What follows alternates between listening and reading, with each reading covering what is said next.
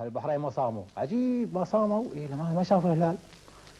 طيب انتم كلكم بلد واحد وكلكم منطقة واحدة، كل واحد يصوم على كيفك، واحد يصوم أو يفطر على كيفه. قبل أيام الخلافة العباسية لما يصومون في بغداد أو يفطرون في بغداد، أهل الحجاز يصومون يفطرون معاهم، وأهل اليمن وأهل المغرب وأهل الديار الثانية كلها تابعة للدولة. ما في والله الحين الهلال مو هو مرتبط حدود جغرافية، حدود جغرافية من رسم الإنسان. وللأسف أن هالشيء هذا لا زال موجود، رغم إمكانية وضع حساب ثابت للأعياد وبدايات الشهور الهجرية. لا زلنا نختلف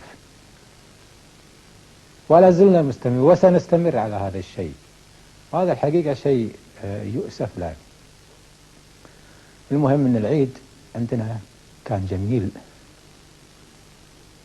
وخاصة بالنسبة للشباب والأطفال اللي كانوا متحررين من أي مسؤولية، متحررين من الواجبات المنزلية التي تعطى لهم من المدارس.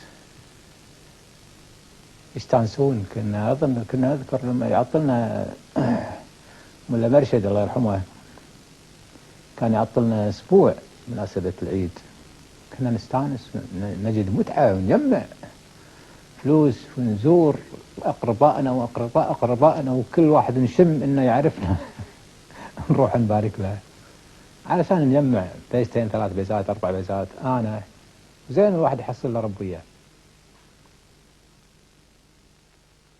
نشتري تفافيخ ونشتري علوج ونشتري شربة وناكل.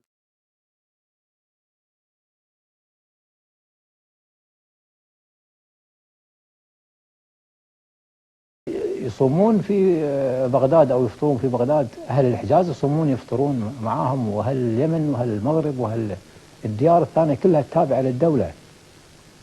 ما في والله الحين الهلال مو هو مرتبط حدود جغرافية، حدود جغرافية من رسم الإنسان. وللأسف أن هالشيء هذا لا زال موجود. العيد عندنا كان جميل،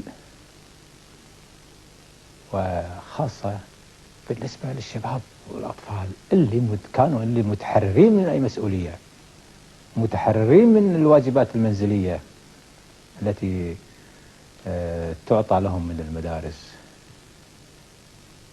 يستانسون. كنا أذكر لما يعطلنا ملا مرشد الله يرحمه، كان يعطلنا أسبوع مناسبة العيد، كنا نستانس، نجد متعة ونجمع فلوس ونزور أقربائنا أقربائنا، وكل واحد نشم إنه يعرفنا نروح نبارك له علشان نجمع بيزتين 3 بيزات 4 بيزات. أنا زين الواحد موجود، رغم إمكانية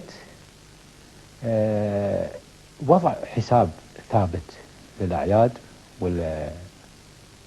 وبدايات الشهور الهجرية.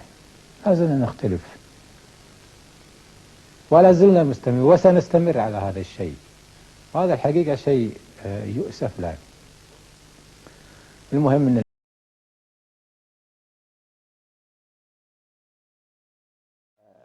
البحرين ما صاموا، عجيب ما صاموا، إيه ما شافوا الهلال. طيب انتم كلكم بلد واحد وكلكم منطقة واحدة، كل واحد يصوم على كيفك، واحد يصوم أو يفطر على كيفه. قبل أيام الخلافة العباسية لما